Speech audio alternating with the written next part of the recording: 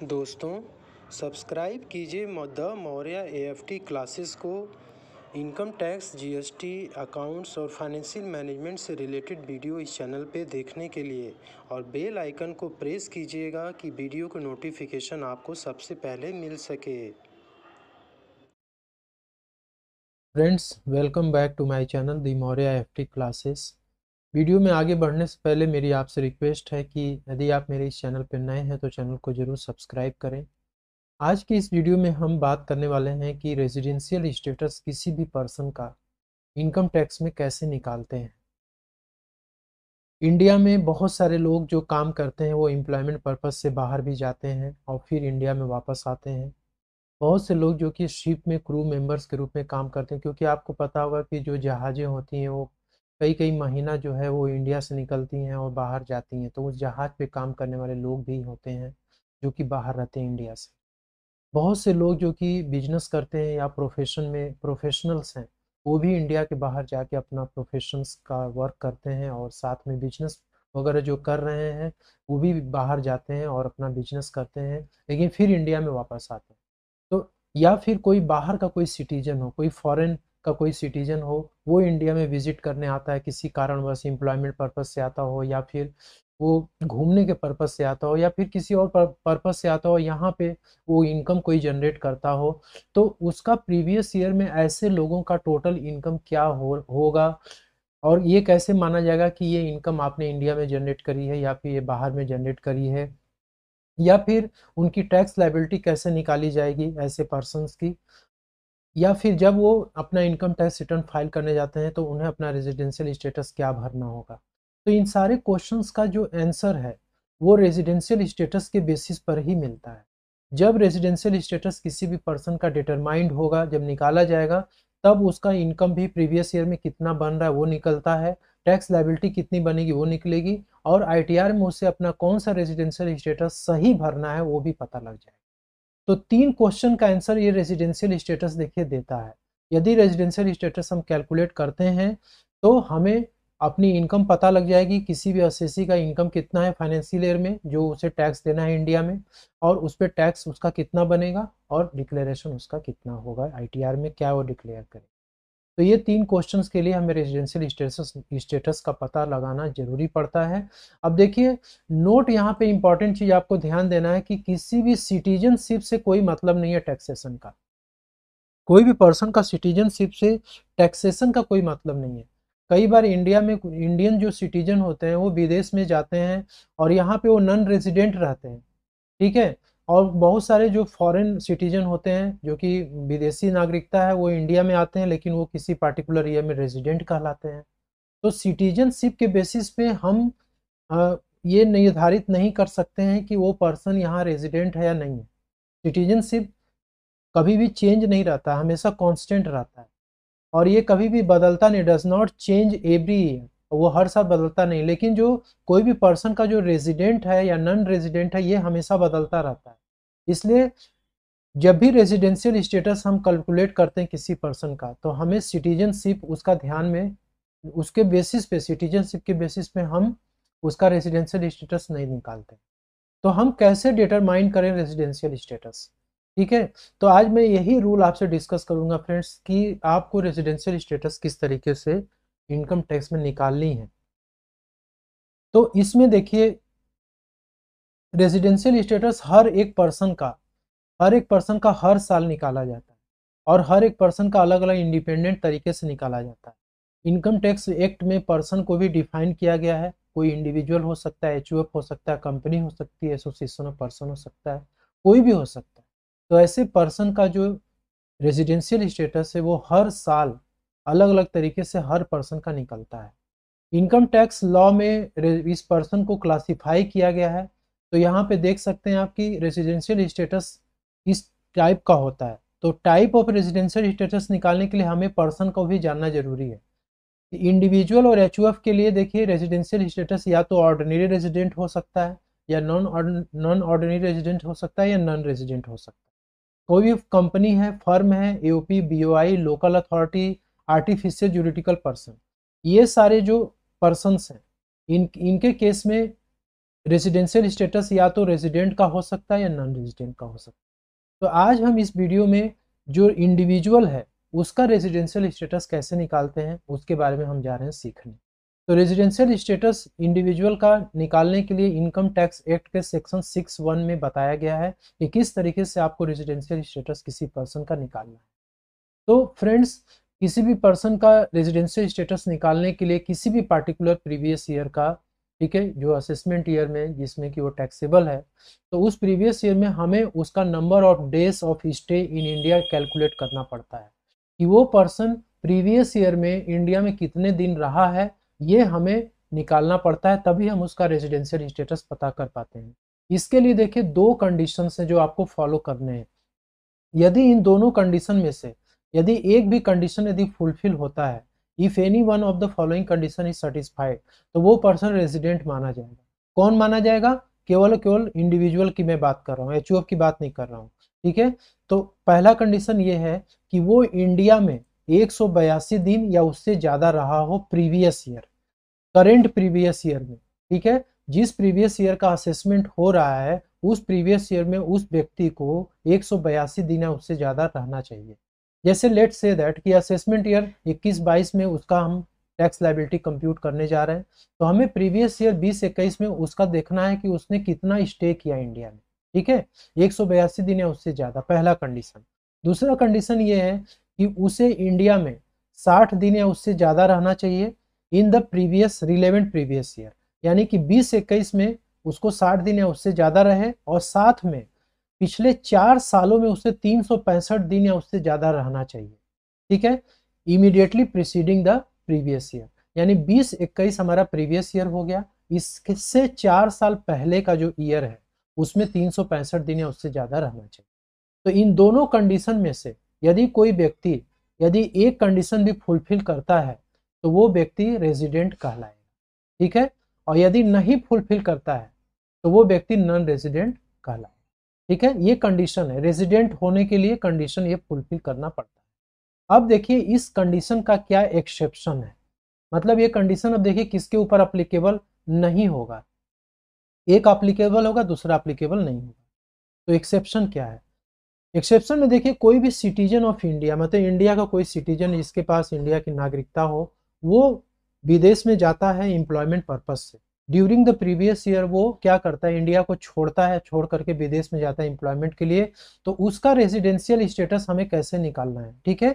या फिर कोई भी व्यक्ति जो कि शिप में क्रू का मेंबर है, वो भी ड्यूरिंग द प्रीवियस ईयर अपने इंडिया को छोड़ता है और वो किसी दूसरे कंट्री को निकल जाता है, ठीक। दूसरा यहाँ पे एक्सेप्शन ये है कि यदि कोई इंडियन सिटीजन या पर्सन ऑफ इंडियन ओरिजिन जिसने कि जो कि इंडिया के बाहर रहता हो किसी एम्प्लॉयमेंट पर्पज से या बिजनेस पर्पज से या प्रोफेशनल हो, ठीक है, और वो इंडिया में क्या करता है, प्रीवियस ईयर आता है, वो he comes to visit during the previous year India, लेकिन उसका टोटल इनकम क्या है, 15 लाख तक यदि है, ड्यूरिंग द प्रीवियस ईयर में उसका इनकम क्या हो, 15 लाख तक यदि है, तो ऐसे पर्सन, मतलब कि पहला और दूसरा ये जो दोनों पर्सन हैं, ठीक है, एक पर्सन वो जो एम्प्लॉयमेंट के लिए जा रहा है, दूसरा पर्सन वो जो कि क्रू मेंबर है, और तीसरा जो पर्सन है जो कि बाहर ऑलरेडी रह रहा है बिजनेस के लिए, एम्प्लॉयमेंट के लिए या प्रोफेशनल पर्पज से, लेकिन वो इंडिया में प्रीवियस ईयर में आ रहा है और उसका इनकम 15 लाख तक है फॉरेन इनकम को छोड़ करके, तो ऐसे पर्सन को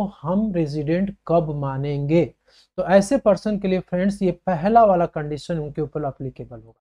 इन दोनों में से कोई एक नहीं, परंतु ये पहला वाला उनको मैंडेटरीली ये कंडीशन जब तक नहीं फुलफिल होगा तब तक वो रेजिडेंट नहीं कहलाएंगे।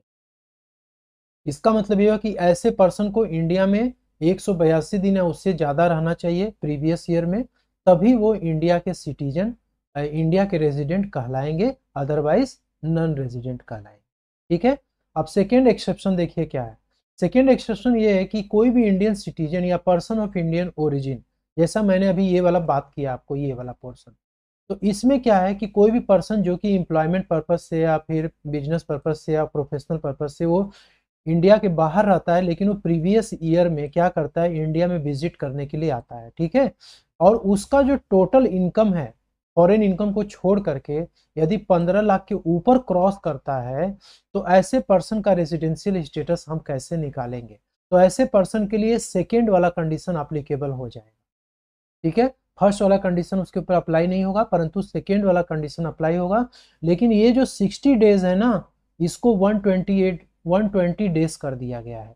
फाइनेंस एक्ट 2020 में इसको 128 डेज या मोर कर दिया गया है, तो अब वो रेजिडेंट कहलाएगा। यहाँ देखिए, resident only when their stay is 120 days or more instead of 60 days during the previous year and 365 days or more during the 4 years immediately preceding the previous year। तो उनको ये सेकेंड कंडीशन फॉलो करना है, लेकिन 60 days के जगह पे 120 days हो गया है, ठीक है। तो इन दोनों में से कोई एक कंडीशन उन्हें फॉलो करना है, एक्सेप्शन 2 वाले जो कटे गए जिसका की टोटल इनकम 15 लाख से ज्यादा है। थर्ड एक्सेप्शन है फ्रेंड्स यहाँ पे डीम्ड रेजिडेंट। अब डीम्ड रेजिडेंट ये फाइनेंस एक्ट 2020 में इसको इंसर्ट किया गया था कि डीम्ड रेजिडेंट हम किसे बोलेंगे, who is called the deemed resident. देखिए, डीम्ड रेजिडेंट उसको हम मानेंगे जो कि कोई इंडिया का सिटीजन हो और या फिर पर्सन ऑफ इंडियन ओरिजिन हो, जो कि इंडिया के बाहर रहता हो और उसका जो टोटल उसने इंडिया में फिर विजिट करने के लिए आया और उसका टोटल इनकम 15 लाख से ज्यादा हो, ठीक है। वो person he shall be deemed to be a resident in India. उस पर्सन को हम रेजिडेंट मानेंगे, किस शर्त पे मानेंगे कि उसका दूसरे कंट्री में जहाँ पे वो रह रहा था ना, वहाँ पे उस कंट्री में उसको कोई भी टैक्स, वहाँ पे टैक्स पे करने के लिए वो लायबल है ही नहीं, वहाँ पे उसको टैक्स नहीं पे करना है। जैसे यहाँ पे आप देखिए 3 कंडीशन है कि उसका टोटल इनकम एक तो 15 लाख से ज़्यादा होना चाहिए, और दूसरा है कि he is not liable to pay tax in any other country और territory because of his domicile, residence और एनी अदर रीजन। इन 3 रीजन के चलते वो किसी और कंट्री में टैक्स नहीं पे कर रहा है, और वो सेक्शन 6(1) जो मैंने ऊपर डिस्कस किया था उसमें वो रेजिडेंट ना हो। तो इन तीनों के केस में वो पर्सन डीम्ड रेजिडेंट माना जाएगा, और डीम्ड रेजिडेंट जब वो माना जाएगा तो उसके ऊपर ये जो हमारा कंडीशन है ना, ये अप्लीकेबल नहीं होगा, ठीक है। तो वो पर्सन हमेशा हमेशा resident and not ordinary resident हमेशा ट्रीट किया जाएगा। डीम्ड रेजिडेंट के केस में बता रहा हूँ, ठीक है। अब हम देखिए यहाँ पे एक एग्जाम्पल लेते हैं। एग्जाम्पल में देखिए, ये बिल गेट्स हैं जो माइक्रोसॉफ्ट के ओनर हैं, ये इंडिया में विजिट करते हैं 100 दिन या 100 दिन, हर साल वो 100 दिन विजिट करते हैं इंडिया में, ठीक है। तो पूछा जा रहा है कि उनका रेजिडेंशियल स्टेटस असेसमेंट ईयर 21-22 में क्या होगा। फाइनेंशियल ईयर उसका 20-21 हो जाएगा। अब जनरल कंडीशन देखिए क्या है। जनरल कंडीशन ये है कि 182 डेज और मोर इंडिया में रहना चाहिए प्रीवियस ईयर में। प्रीवियस ईयर यहाँ पे 20-21 है, तो इसमें 182 दिन या उससे ज़्यादा रहना चाहिए। और दूसरा कंडीशन ये है कि 360 डेज और मोर, ठीक है। लेकिन इसमें क्या होगा कि 60 डेज और मोर और 365 डेज और more in last 4 previous year, ठीक है, प्रीसीडिंग 2021।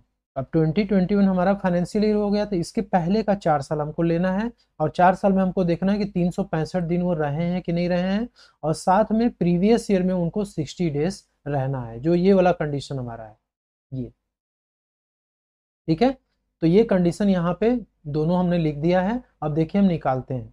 पिछले 4 साल हमने ले लिया, प्रीसीडिंग ईयर मतलब 19, 20, 18, 19, 17, 18, 16, 17। इसमें देखिए टोटल 400 दिन ये रहे हैं, ठीक है। He has been in India, stayed in India 400 दिन रहे हैं। तो टोटल स्टे पिछले 4 सालों में 400 दिन रहा, लेकिन हमको कितना चाहिए, 365 दिन चाहिए, 365 दिन या उससे ज़्यादा। लेकिन इन्होंने 400 दिन रहा, तो इसका मतलब कि बिल गेट्स क्या हो जाएंगे, असेसमेंट ईयर 21-22 के लिए क्या हो जाएंगे, रेजिडेंट हो जाएंगे।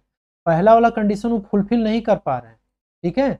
लेकिन दूसरा वाला कंडीशन जो हमारा था 60 डेज और more in the current previous year. अब करेंट प्रीवियस ईयर मतलब 20-21 में 20-21 में 100 दिन रहे, लेकिन आपको चाहिए कितना, 60 डेज और मोर, ठीक है, यही ना चाहिए। तो 60 डेज और मोर इनको मिल गया, तो इसका मतलब कि ये दूसरा कंडीशन सेटिस्फाइड है। तो कोई एक कंडीशन सेटिस्फाइड होना चाहिए, तो ये कंडीशन सेटिस्फाइड होगा, इसलिए क्या हो गए, रेजिडेंट हो गए। सेकेंड कंडीशन, सेकेंड एग्जाम्पल देखते हैं यहाँ पे कि सचिन एक इंडियन सिटीजन है। यहाँ देखिए ध्यान दीजिएगा, इंडियन सिटीजन लिखा हुआ है, ठीक है। Leaves India on 22 September 2019 for the first time. पहली बार वो क्या कर रहे हैं, 22 सितंबर 2019 को इंडिया के बाहर जा रहे हैं, ठीक है। मैं इसको ऐसा करता हूँ ना कि इसको मैं 2020 कर देता हूँ ताकि आपको समझने में आसानी। तो ये 22 सितंबर को जा रहे हैं और किस लिए जा रहे हैं कि to work as an employee of a company in America, मतलब अमेरिका में किसी कंपनी में इनका जॉब लगा है और वो एम्प्लॉय बन के 22 सितंबर को इंडिया से जा रहा है। ध्यान दीजिएगा, what shall be his residential status. तो मेरी बात को थोड़ा केयर करिएगा। मैंने एक्सेप्शन में आपको बताया था ना, इधर 3 एक्सेप्शन दिया था ना कि कोई सिटीजन ऑफ इंडिया लीव करता है India during the relevant previous year, किस लिए, एम्प्लॉयमेंट पर्पस के लिए, ठीक है। तो ये क्या कर रहे हैं, प्रीवियस ईयर में एम्प्लॉयमेंट पर्पस के लिए लीव कर रहे हैं, तो उसमें रेजिडेंशियल स्टेटस हमारा कैसे कब अप्लीकेबल होगा, कैसे निकालेंगे, पहले वाले कंडीशन जब फुलफिल होगा तब निकलेगा, ठीक है। अब यहाँ पे देखिए, जनरल कंडीशन में पहला कंडीशन अप्लीकेबल है, 182 डेज और मोर रहना चाहिए, ठीक है, प्रीवियस ईयर में। अब देखिए इनका टोटल स्टे इंडिया में कितना रहा, 1 अप्रैल से लेकर के 22 सितंबर तक हमको लेना है, तो टोटल स्टे कितना हुआ, 175 डेज ही हुआ। लेकिन हमको क्या चाहिए, 182 डेज है, उससे ज़्यादा चाहिए, लेकिन 182 डेज से कम है ये, तो इसलिए सचिन क्या हो जाएंगे, नॉन रेसिडेंट कहलाएंगे असेसमेंट ईयर 21-22 के लिए। तो फ्रेंड्स यहाँ तक आपको क्लियर हो गया, मैं आशा करता हूँ कि आपको क्लियर हो गया होगा। अब देखिए हम आगे बढ़ते हैं कि यदि कोई रेजिडेंट हो गया, ऊपर का जो मैंने रूल आपको बताया, कंडीशन फुलफिल किया, रेजिडेंट बन गया, तो अब वैसा पर्सन रेजिडेंट बन गया, तो वो रेजिडेंट भी 2 कैटेगरी के होते हैं कि रेजिडेंट हैं तो रेजिडेंट एंड ऑर्डिनरी रेजिडेंट हैं, या resident and resident but not ordinary resident है। इसका पता कैसे चलेगा, तो रेजिडेंट एंड ऑर्डिनरी रेजिडेंट के लिए सेक्शन 66 में 2 एडिशनल कंडीशन यहाँ जोड़े गए हैं। ये 2 एडिशनल कंडीशन है यहाँ तक, ठीक है।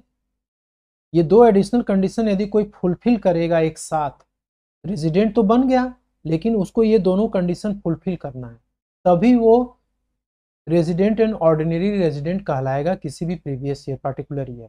पहला कंडीशन ये है कि उसको इंडिया में रेजिडेंट होना चाहिए, he has been resident in India for 2 previous year out of 10 previous year. मतलब इसका ये हुआ कि जैसे 20-21 हमारा प्रीवियस ईयर है ना, तो उसके 10 साल पीछे आप चले जाइए और उसमें से 2 साल कम से कम तो उसको इंडिया में रेजिडेंट होना ही चाहिए, ये शर्त हो गया। दूसरा शर्त ये हो गया कि उसको पिछले 7 सालों में उसको 730 दिन 730 डेज उसको इंडिया में स्टे करना चाहिए। मतलब कि 7 साल में पूरा जोड़ करके, चाहे जब भी जोड़ करके उसको 730 दिन उसका टोटल आना चाहिए, और यदि ये दोनों फुलफिल हो रहे हैं तो वो क्या हो जाएगा, रेजिडेंट एंड ऑर्डिनरी रेजिडेंट कहलाएगा।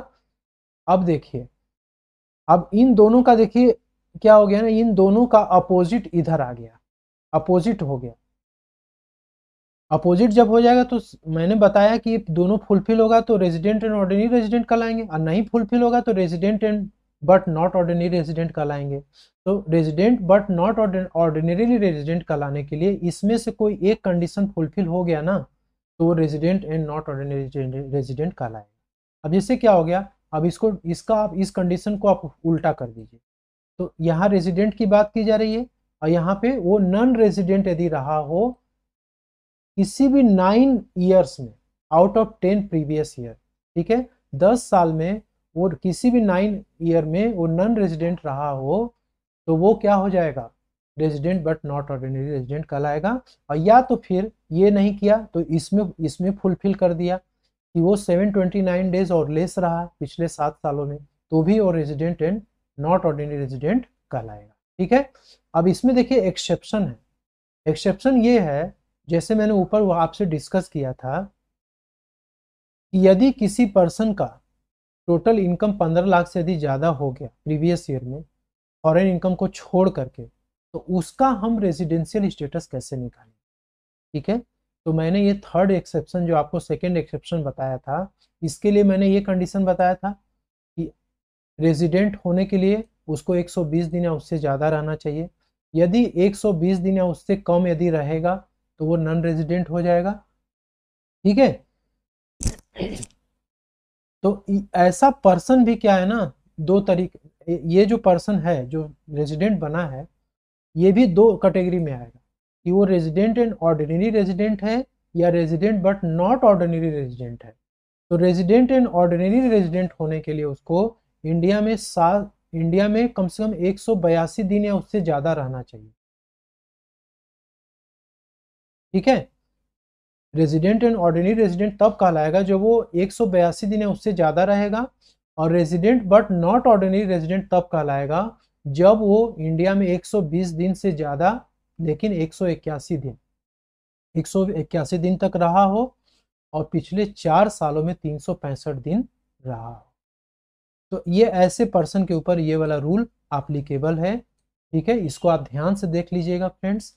अब हम आते हैं डीम्ड रेजिडेंट के बारे में। हमने आपको ऊपर बता ही दिया था कि इसके कंडीशंस हैं कि कौन से पर्सन, किस पर्सन को हम डीम्ड रेजिडेंट मानेंगे। अब फॉरेन इनकम का मतलब क्या हुआ कि ऐसा इनकम जो कि अराइज और अक्रू हो रहा है आउटसाइड इंडिया, इंडिया के बाहर ही वो हमने कमाया वहीं पे अक्रू हो रहा है, तो वो फॉरेन इनकम माना जाएगा।